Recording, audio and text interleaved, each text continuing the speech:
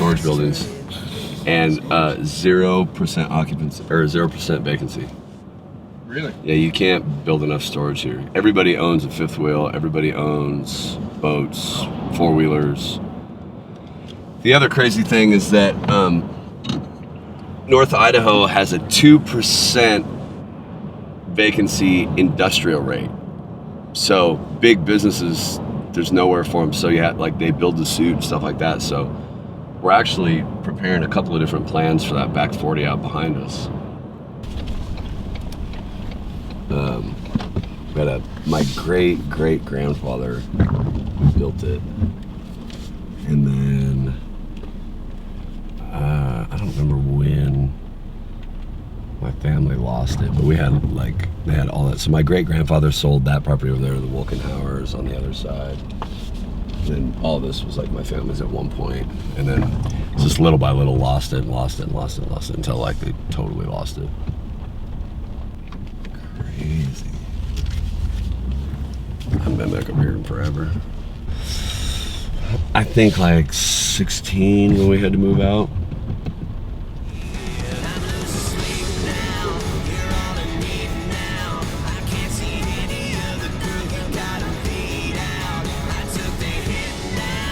Well, so as a teenager, I was a little bit of a pain in the ass, and I climbed the water tower and painted my last name on it, which is not bright if you don't want people to know who painted on the water tower.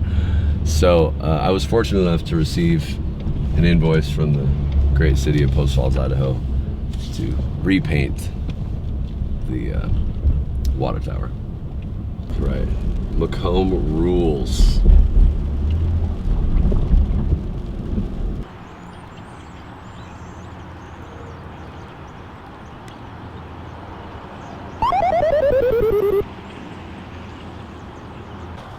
And when you're a teenager, it's a good place to come jump in the river off of high cliffs. The problem is, if you time your jump wrong and the dam opens, you're in deep shit. So everything in this town, this was a big sawmill town, so they still have a lot of old log floats where they would float logs down the river from Coeur d'Alene, and the head gauge shit. So.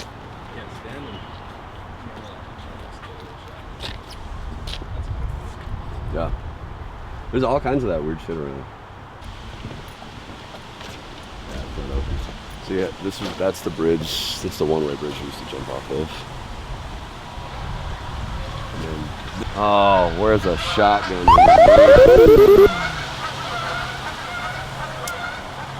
So that was the wall. I never jumped off that. That's like 80 feet. The bridge is 60 feet, which I've jumped off. And then some of these other rocks, like 30 feet, stuff like that, all the way down. But it's amazing because you get like these big, deep pools of water, but just on the other side of this is a pretty dangerous dam. Opens in like 60 seconds, so you gotta have your stuff together if you're out here jumping.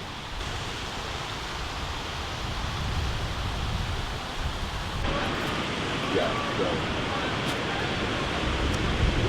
when these gates open, dude, it is madness. The water level when these gates open, Tony, will go. I mean, the river will be halfway up.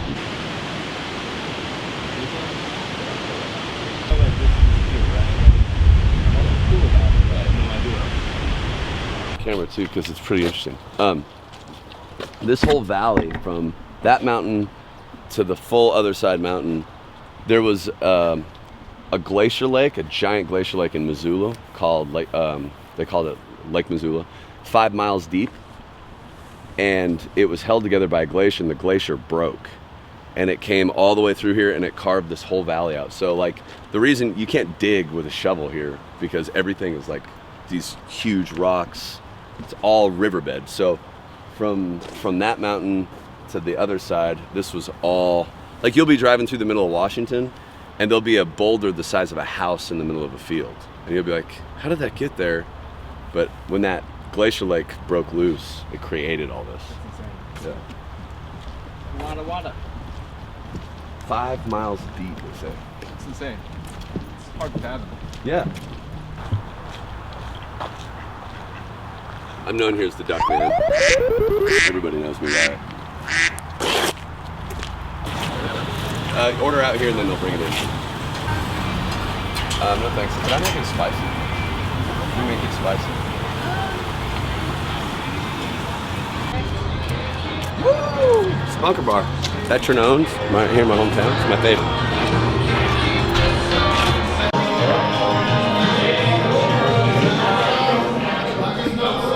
Everybody, like, any like veterans who start businesses here, they do extremely well. And if they're well ran, you know what I mean? Like, and which this one is. And they have their food truck that goes everywhere and shit. It's just, this town supports this big pro military. Shuffleboard? Shuffleboard? He's good. You can be on my team. Tony or Julian will be on.